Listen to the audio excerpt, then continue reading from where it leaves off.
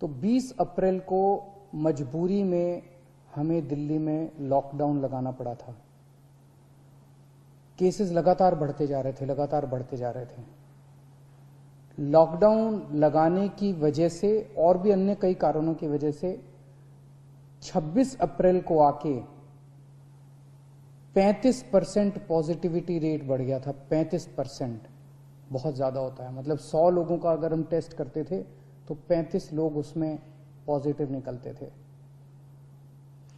26 अप्रैल के बाद से चूंकि लॉकडाउन लगाया था, एक तरह से थोड़ी सी चेन टूटनी चालू हुई थी इसकी, कोरोना की। 26 अप्रैल के बाद से धीरे धीरे केसेस कम होने चालू हुए और अब पिछले 1-2 दिन के अंदर 23%, 35% से 23% पॉजिटिविटी रेशियो आ गया है। तो केसेस कम होने चालू हुए हैं दिल्ली के अंदर। इसमें आप सब लोगों का बहुत ज्यादा सहयोग रहा। दिल्ली के लोगों ने जम के सहयोग किया। आप लोगों ने लॉकडाउन का पूरी तरह से पालन किया और ये हम सब लोगों की, अपने परिवार की जिंदगी और उनके स्वास्थ्य की बात है। हम किसी पे, कोई भी किसी पे एहसान नहीं करा। हम सब के अपने लोगों के स्वास्थ्य की और जिंदगी की बात है। इस लॉकडाउन के पीरियड को हमने संसाधन, हेल्थ इंफ्रास्ट्रक्चर को और मजबूत करने के लिए इस्तेमाल किया। कई जगह नए ऑक्सीजन बेड्स तैयार किए गए। सबसे बड़ी दिक्कत दिल्ली में ऑक्सीजन की आई है।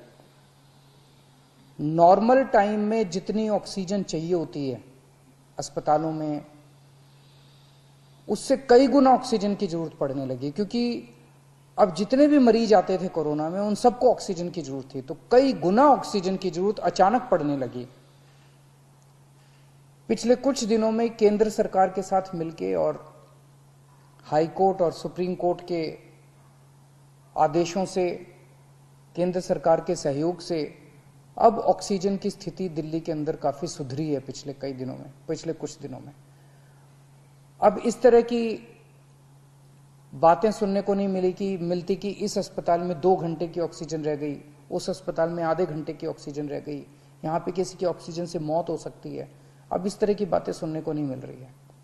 तो इस लॉकडाउन के पीरियड को हमने अपने सिस्टम को भी सुधारने में काफी प्रयास किए। पिछले कुछ दिनों से वैक्सीन को भी बड़ी तेजी के साथ वैक्सीनेशन का कार्यक्रम शुरू किया गया है। आप में से जितने लोगों ने वैक्सीन लगवाया उन्होंने देखा होगा कि दिल्ली सरकार ने जो स्कूलों में इंतजाम किए हैं वो कितने शानदार इंतजाम किए हैं। सब लोग इसकी तारीफ कर रहे हैं, सब लोगों को अच्छा लग रहा है। हमारे युवा बढ़ चढ़ के वैक्सीन लगवा रहे हैं। यहां तक कि दिल्ली के आसपास के इलाकों से भी लोग दिल्ली में आके वैक्सीन लगवा रहे हैं। वैक्सीन के स्टॉक की कमी है, इसमें हमने केंद्र सरकार से सहयोग मांगा है। मुझे पूरी उम्मीद है जैसे केंद्र सरकार अन्य बातों पे भी सहयोग करती रही है, इसमें भी हमारा पूरा सहयोग करेगी।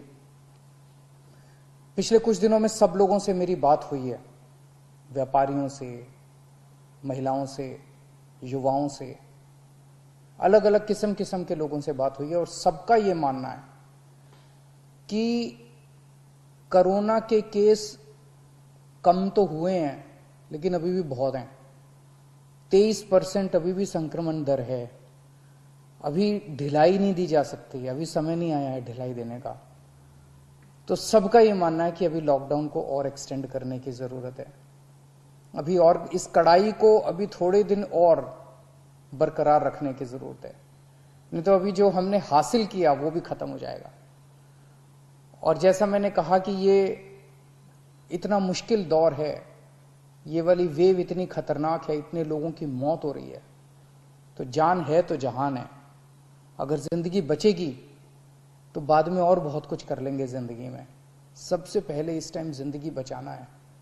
तो इसीलिए सरकार ने आप सब लोगों के फीडबैक के आधार पे, आप सब लोगों की इसके आधार पे मजबूरीवश अभी 1 हफ्ते का लॉकडाउन और बढ़ाया जा रहा है।